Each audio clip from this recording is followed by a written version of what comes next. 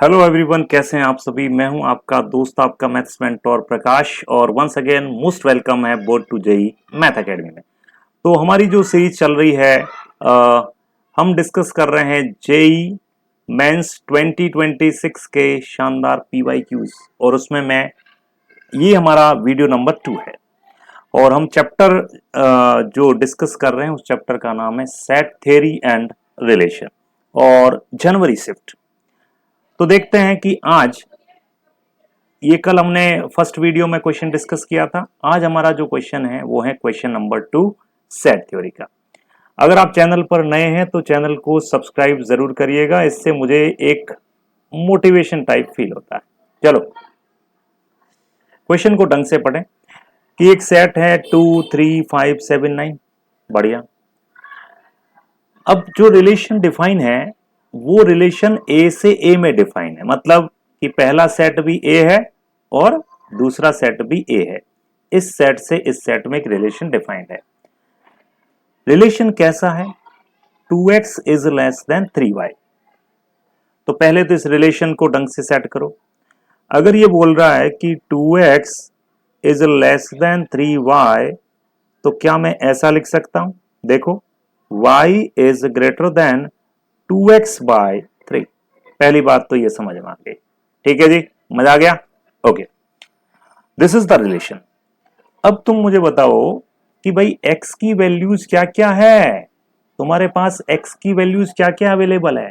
अरे x भी यही होगा और y भी यही होगा, यानी x की वैल्यू में सबसे पहले 2 पुटअप करता हूं। कर दी? तो बताओ y क्या मिलेगा? y मिलेगा 2 इंटू 2 डिवाइड बाय 3।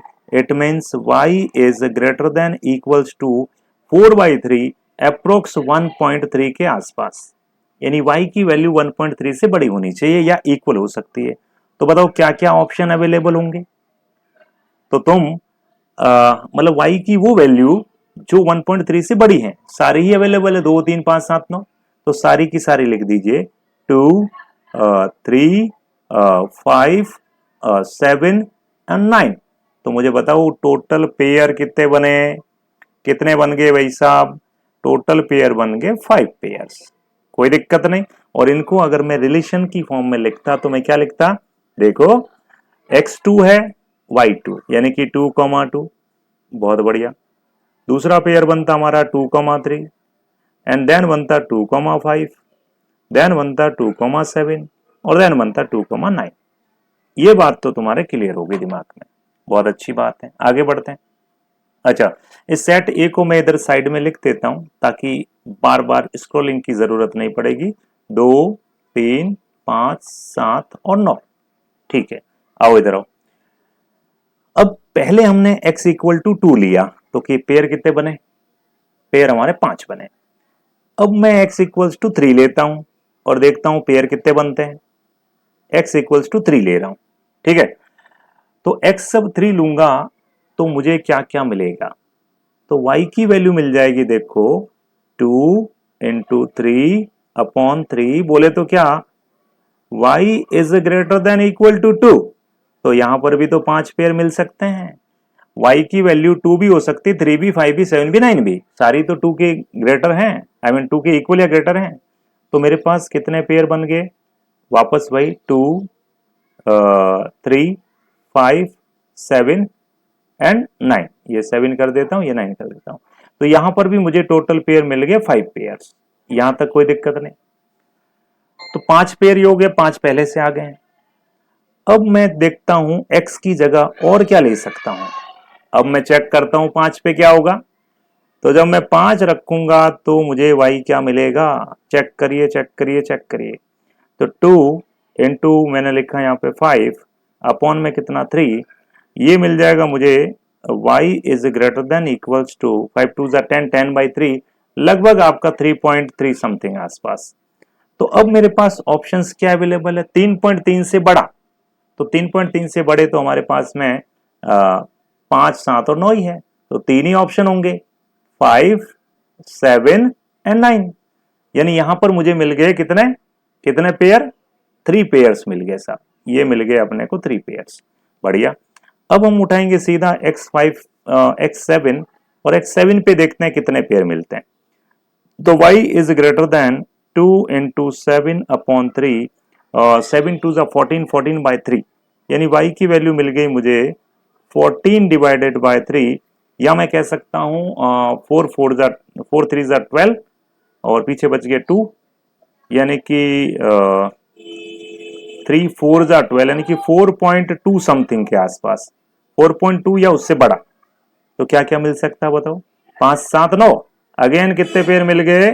5 7 और 9 के पेयर मिल गए, यानी कितने पेयर बन गए भाई साहब? 3 पेयर्स बन गए, वापस से 3 पेयर्स। तो टोटल पेयर अभी तक हमारे पास हो चुके हैं 5 5 10 13 एंड 16, 16 पेयर हो चुके हैं।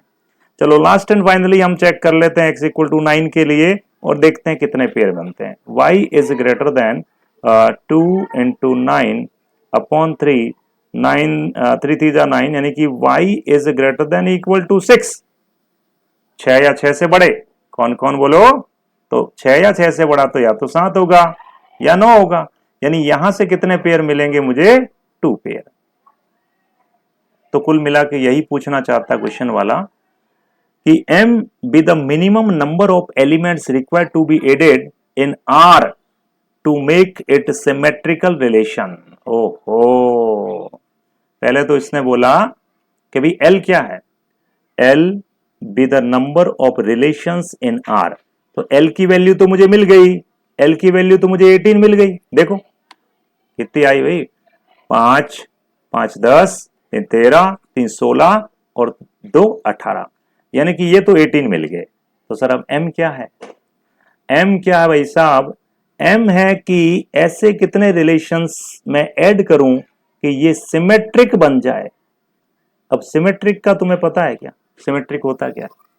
सिमेट्रिक का मतलब है कि अगर कहीं a, b लिखा हुआ है तो b, a भी होना चाहिए। a, b लिखा हुआ है तो b, a भी होना चाहिए।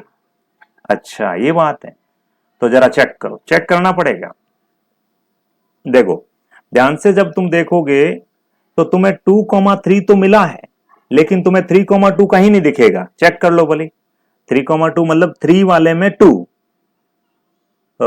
सॉरी सॉरी सॉरी, हाँ 2,3 है तो 3,2 तो मिल गया, लेकिन 2,5 तुम्हें मिला है क्या? 5,2 कहीं है? 5,2 5,2 नहीं है, 5,2 नहीं है ना, क्योंकि 5 में 5 है, 5 7 9 है, तो 5,2 नहीं है। यानी एक वो व्यक्ति जिसका अपोजिट पेयर नहीं है, वो कौन हो गया? पहला ही पहला आदमी, वो हो गया 2,5। यानी मुझे 2,5 के लिए 5,2 ऐड करना पड़ेगा अपनी ओर से सिमेट्रिक बनाने के लिए। तो पहला आदमी हो गया 2,5। ठीक है, दूसरा देखो 2,7 है, कहीं 7,2 है? 7 वाले में देखो 2 आया है क्या? नहीं आया सर, 5 7 9 आया, 2 आया ही नहीं। तो दूसरा एलिमेंट कौन बनेगा? 2,7। अच्छा फिर देखो 2,9 है, कहीं 9,2 है क्या? अरे यहां 9 वाले में 2 आया ही नहीं सर, 9,2 होगा कैसे? यानी दूसरा वो व्यक्ति जिसके लिए मुझे ऐड करना पड़ेगा 2,9, जिसके लिए मैं ऐड करूंगा 9,2। 3 तो ये हो गए। अच्छा 3 वाले में आओ, 3 वाले में आओ, 3,2, तो कहीं 2,3 है?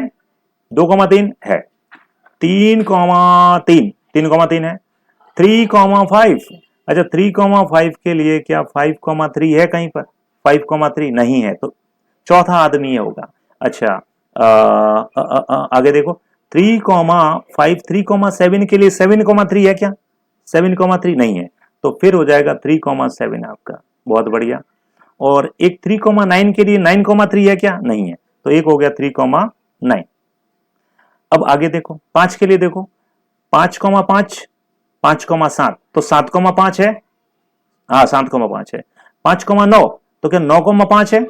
9,5 नहीं है, 5,9 के लिए 9,5 नहीं है, जो कि मुझे ऐड करना पड़ेगा। इसके अलावा जितने भी है उन सब के अपोजिट पेयर अवेलेबल है, जैसे 7,5 5,7, 7,9 9,7, 7,9 9,7 है, 9,7 ये पड़ा, 9 के लिए 9,7 7,9 है, 9,9 9,9 तो सेम हो गया।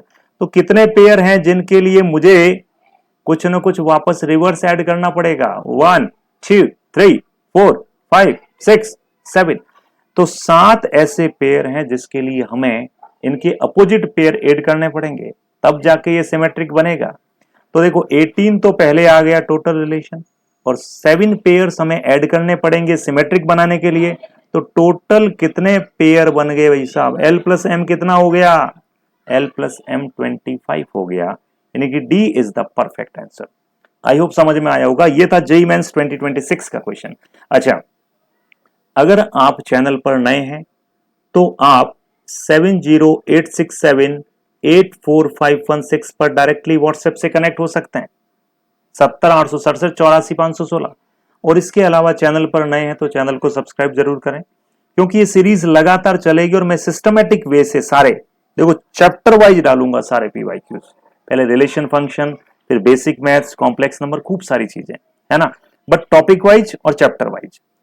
और आप अगर जेई एस्पिरेंट हैं या मान लो आप 9th के एस्पिरेंट्स हैं, या फिर 10th क्लास के एस्पिरेंट्स हैं, या 11th क्लास के हैं, या 12th क्लास के हैं, या जेई के हैं, या एनडीए के हैं, या सीयूईटी के हैं, आप कोई भी कोर्स कर रहे हैं तो आप मुझसे डायरेक्टली कनेक्ट हो सकते हैं।